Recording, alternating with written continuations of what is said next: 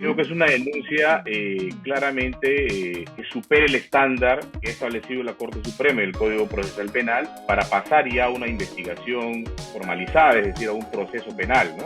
En el marco del nuevo Código Procesal Penal. ¿Qué tan fundamentada está esta denuncia constitucional? ¿Qué tantos elementos de convicción reúne la denuncia constitucional? ¿Qué tanto nos revela fehacientemente que el presidente efectivamente podría haber cometido estos delitos?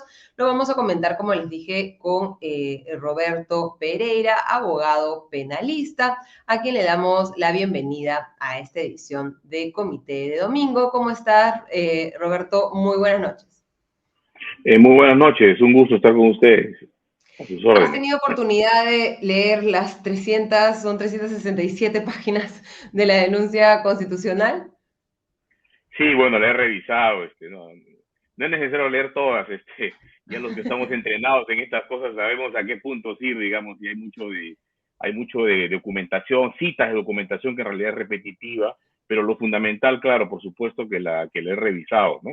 Y creo que es una denuncia claramente que supere el estándar que ha establecido la Corte Suprema y el Código Procesal Penal para pasar ya a una investigación formalizada, es decir, a un proceso penal, ¿no? En el marco del nuevo Código Procesal Penal.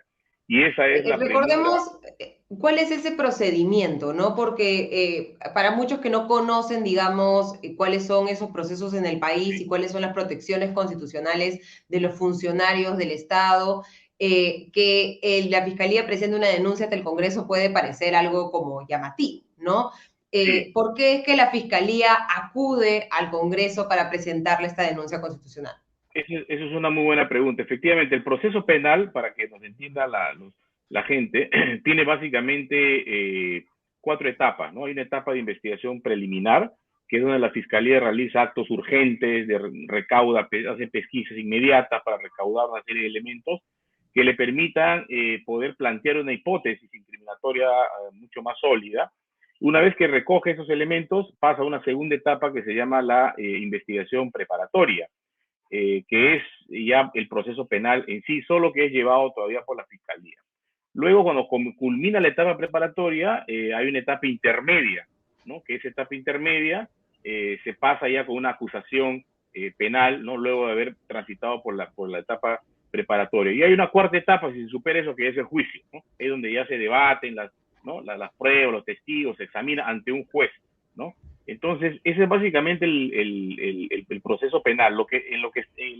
La cuestión acá se ha planteado porque la Fiscalía quiere pasar de la preliminar a la preparatoria, es decir, quiere iniciar un proceso penal porque considera que tiene una serie ya de evidencia que le permiten transitar hacia esta etapa. El problema se presenta porque dentro de ese cúmulo de personajes que están involucrados en los hechos, hay lo que se conoce como personajes aforados, ¿no? Ministros de Estado y el presidente de la República. ¿Por qué son aforados? Porque a esos funcionarios públicos, por su alta investidura, no los puede investigar cualquiera. Los tiene que investigar la Fiscalía de la Nación y además la Fiscalía de la Nación, para poder procesarlo, dice la Constitución, tiene que tener la aprobación del Congreso de la República, ¿no? Ese es el Que caso esto de los se hace ministros. para evitar que, digamos, yo pueda, por ejemplo, denunciar al presidente sin ningún fundamento y hacerlo perder el tiempo en un proceso legal que no tiene Exactamente. ninguna base, digamos. Exactamente, es un procedimiento que asegura que no existan pues elementos de persecución política, elementos espurios, ¿no? En las investigaciones, por eso es que hace que el Congreso autorice a la Fiscalía de la Nación para que la Fiscalía de la Nación inicie el proceso penal contra estos funcionarios. Pero ¿qué pasa en el caso del presidente de la República? Que además del aforamiento, es decir, además del permiso que hay que pedir al Congreso para poder pasar al proceso penal, el presidente de la República tiene una norma especial, solo él la tiene, no la tiene ningún otro alto funcionario más del Estado peruano, que están listados en el artículo 99 de la Constitución, que es el artículo 117. El artículo 17 sostiene, efectivamente, como ha señalado, que el presidente de la República solo puede ser acusado, y acá hay un primer problema, porque mucha gente confunde esta acusación a la que se refiere la Carta Constitucional con la acusación penal. No tiene nada que ver. La acusación penal se da en una etapa muy posterior, previo a la etapa intermedia y previo al juicio oral. Acá estamos hablando de la acusación constitucional. Cuando el 117 dice que si el presidente solo puede ser acusado, quiere decir, el presidente solo puede ser autorizado por el Congreso para procesarlo por estos 4 supuestos, ¿no? A eso se refiere ¿Qué es la lo que está acusación. pidiendo la Fiscalía en este momento? Exactamente, exacto. Entonces, eso es lo que a eso se está aferrando el presidente de la República y su defensa para impedir que la Fiscalía transite hacia la investigación preparatoria, es decir, al procesamiento penal. ¿Y por qué lo hacen? Porque si una persona es procesada, ¿no? Ya no simplemente investigada de manera preliminar, sino que ya tiene la condición de procesado, se puede dictar contra estas personas una serie de medidas restrictivas de derecho que afectan, por ejemplo, la libertad personal, la libertad ambulatoria, se pueden dictar medidas reales, embargos, ¿no? Impedimento de salir del país, levantamiento de secreto de comunicaciones, es decir, la Fiscalía tiene más poderes investigativos, ¿no? Para poder alcanzar la verdad de los hechos. Y es por eso que se oponen a que se transite, en el caso del presidente de la República, a esa etapa. Y eso ha generado pues una discusión de bastante calado en el ámbito constitucional y penal. Yo vengo trabajando estos temas ya hace muchos años, tanto profesional como académicamente, inicialmente yo opinaba, porque efectivamente el artículo 117 impedía que se pueda pasar a la etapa de investigación preparatoria. Sin embargo, los hechos han ido modificando esa valoración, porque efectivamente los hechos también pueden plantearle problemas a las normas jurídicas, es decir, los problemas de inaplicación entre normas, los problemas de inaplicación no solamente se dan entre normas, ¿no? Cuando dos normas son contradictorias, sino que en ocasiones ocurren que hay casos que desbordan, ¿no es cierto?, el fundamento de una norma y en cuyo caso la norma no debería aplicarse a esos supuestos. Creo que este es el caso del presidente de la República, es lo que se conoce en derecho como una laguna axiológica, es decir, hay un caso, ¿no?, que el legislador o el constituyente nunca lo pensó, ¿no?, pero que contiene una serie de elementos relevantes que hacen imposible aplicar la norma al caso, porque si la aplicas, el resultado va a ser absurdo. Es más, el resultado va a ser contrario a lo que la misma norma pretende solucionar. Por ejemplo, esta norma, el 117, está pensada desde la Constitución de 1860 y es un dato importante que hay que tener en cuenta, es una norma que viene desde el siglo XIX en la Constitución peruana, ¿no? Tal cual, no ha sido modificada en mucho, más allá de alguna redacción, pero tal cual viene de la Constitución de 1860. Y está pensada en darle estabilidad a la presidencia de la República, precisamente ante denuncias, como bien decías, que tienen pues motivaciones políticas, que son el fruto del ejercicio del poder, ¿no? De la lucha política cotidiana que el ejercicio del poder genera. Entonces, para que el presidente no se distraiga en estar respondiendo frente a ese tipo de denuncias, se establece el artículo 117 de la Constitución. Pero acá tenemos una situación contraria.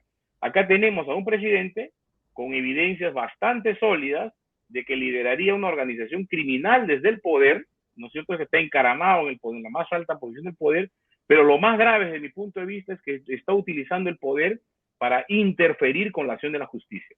Y eso sí es inaceptable en cualquier democracia. Entonces, si aplicáramos el 117, estaríamos produciendo el resultado absurdo de que la Constitución permite que un mandatario se encarame con una organización criminal en el Estado para delinquir, para cometer delitos graves de corrupción en este caso, pero además para impedir que los otros poderes del Estado, o sea, el Ministerio Público, el Poder Judicial, hagan su trabajo, cumplan con sus funciones constitucionales y además con mandatos claros en la Constitución de luchar contra un flagelo terrible contemporáneo que es la corrupción gubernamental. Entonces, ningún artículo constitucional puede soportar el impedir que se procese a un presidente en esas condiciones, porque si no, como digo, el resultado tiene un resultado interpretativo absurdo, en contra de muchas otras normas y valores que la Constitución establece. Ahora, esto no es nuevo, ¿eh? Yo no estoy inventando acá la pólvora, esto ya lo dice la teoría del derecho hace muchísimos años. Hay un famoso caso, el Reed versus Parmen, en 1898 en Nueva York. La Corte Constitucional Colombiana en 2017 impidió, por ejemplo, que el marido que había matado a su mujer pidiera la pensión de sobrevivencia, ¿no? Claro, porque en la norma que se establecía la pensión de sobrevivencia no lo excluían a él ante esa situación, pero es absurdo darle la pensión de sobrevivencia a alguien que había matado a la mujer, ¿no es cierto? Y el Tribunal Constitucional peruano, desde el 2003, ha interpretado dos normas muy prohibitivas también, o sea, del mismo nivel de prohibición que el 117, que son dos artículos constitucionales que impiden que se revise en sede judicial las decisiones del Jurado Nacional de Elecciones en materia electoral. ¿Qué cosa dijo el tribunal desde 2003?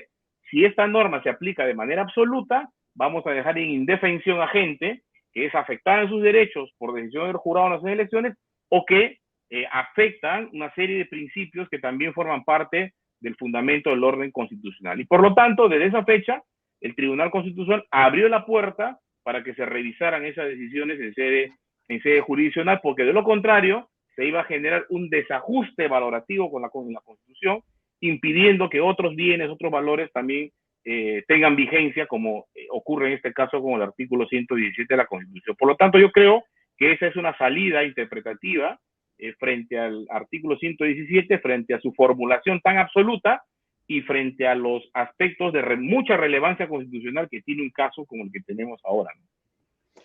Pero, digamos, el contraargumento de eso es que si empezamos a interpretar la Constitución para casos específicos, como sería el caso de Pedro Castillo, podríamos estar yendo en contra de la institucionalidad, del hecho de que la posición del presidente se haga más vulnerable en el futuro y que haga incluso más impredecible, más inestable y menos funcional nuestro sistema político.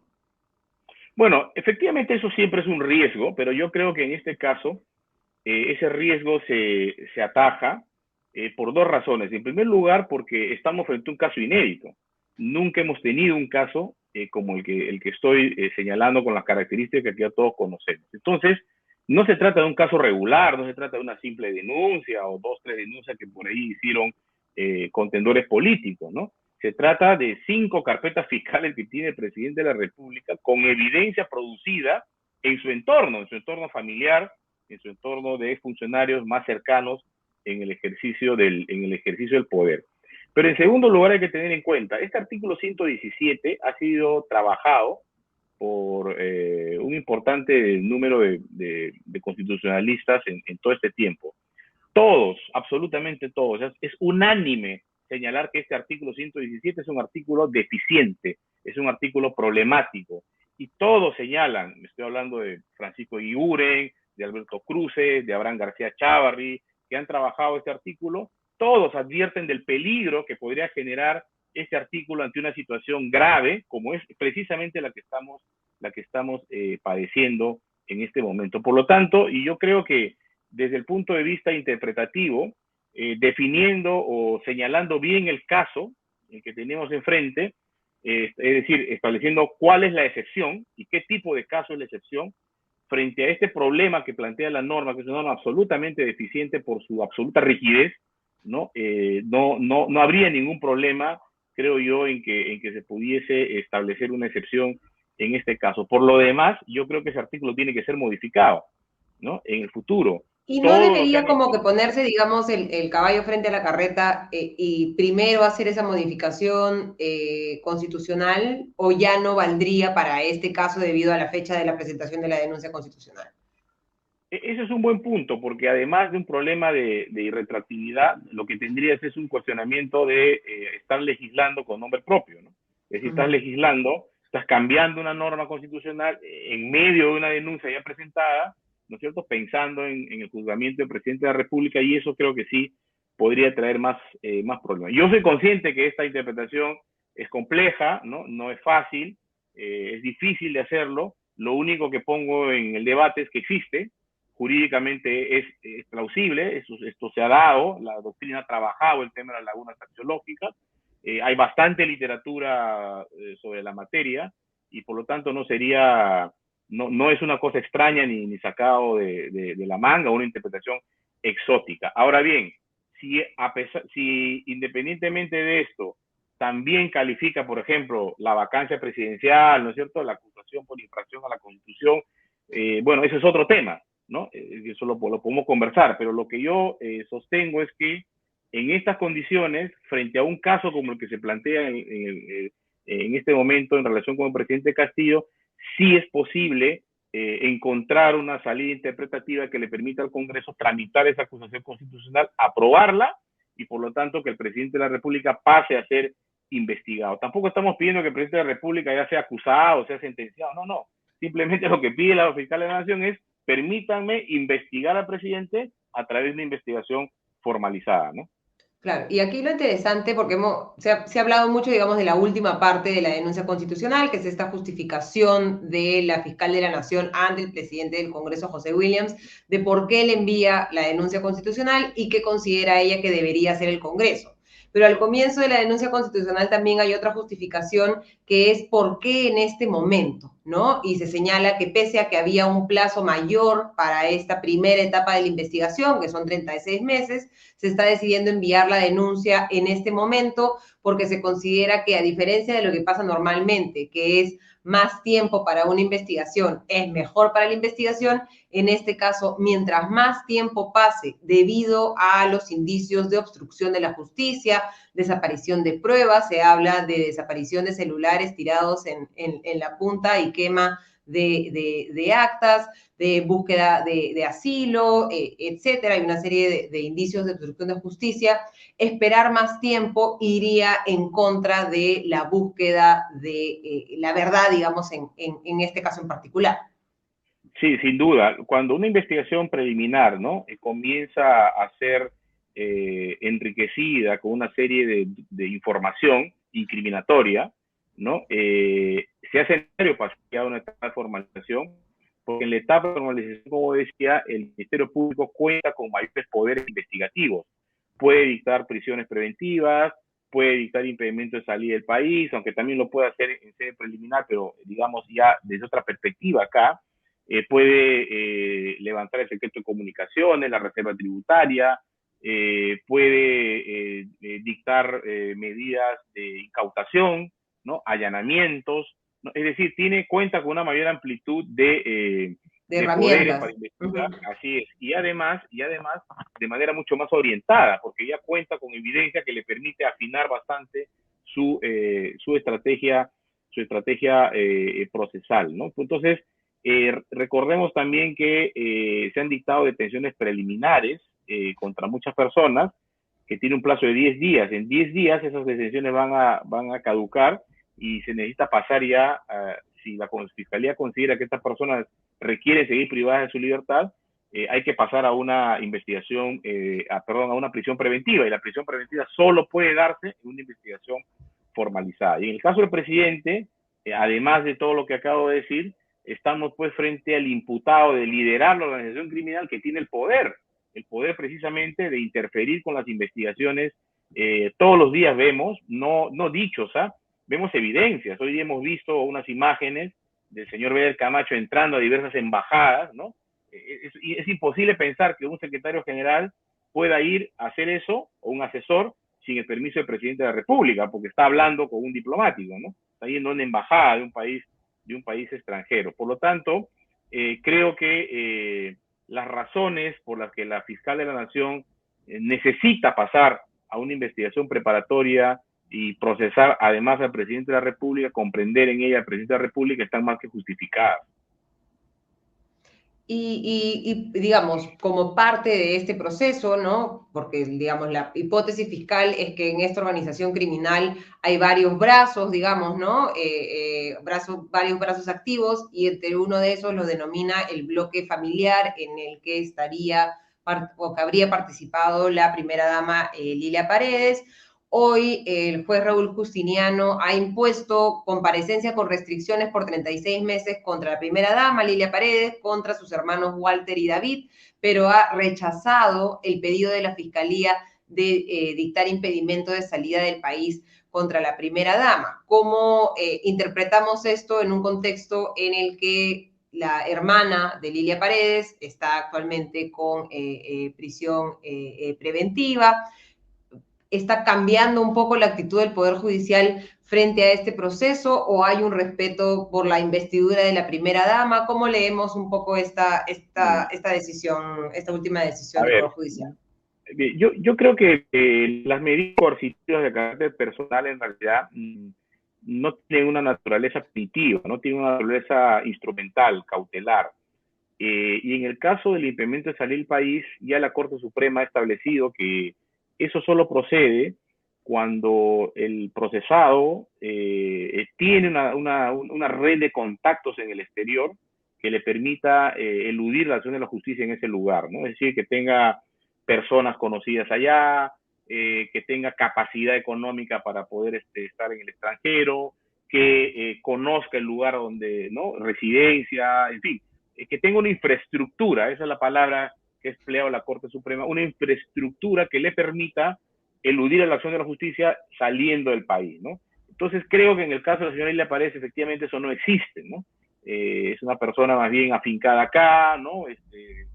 Profesora, ¿no? Que más bien el riesgo de fuga o el riesgo procesal están asociados a otro tipo de peligros, que son, creo yo, los que se solventan con este impedimento, estas restricciones que le han impuesto en el proceso. Lo cual no quiere decir que en el futuro, ante la aparición de evidencias que la involucran, ¿no es cierto?, de manera mucho más intensa en la comisión de los delitos que se le imputan, pero además en actos concretos de entorpecimiento a la investigación o de eventual fuga, se le puedan imponer medidas restrictivas, como por ejemplo la prisión preventiva, ¿no?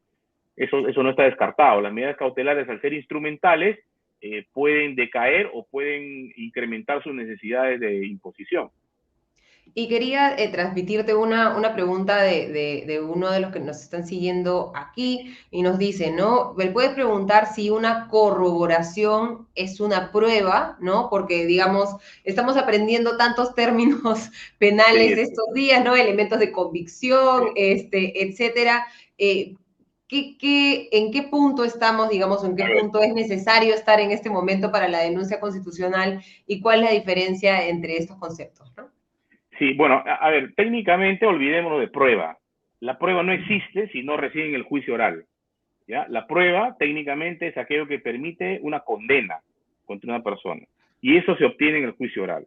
¿Ya? Que está Porque en el futuro incierto, está en el digamos, en futuro. este Así momento, es. en este caso en particular. Exactamente. Técnicamente el término prueba alude a eso, ¿no? A una evidencia incriminatoria que se somete a la contradicción, a la publicidad, se contrasta con las pruebas de descargo y después de eso se genera convicción de que efectivamente tiene un sentido incriminatorio. Eso es técnicamente prueba. Lo que hay antes son evidencias, ¿no? Son evidencias, son hechos que apuntan a formular una hipótesis, a sostener una hipótesis de investigación, a sostener hipótesis para poder dictar medidas de carácter personal, de carácter patrimonial contra los investigados. Y esas pruebas solamente deben tener determinada calidad, ¿no? Calidad de información. Son pruebas que además se suelen evaluar en conjunto, no basta a veces una sola evidencia, se necesitan varias evidencias, ¿no?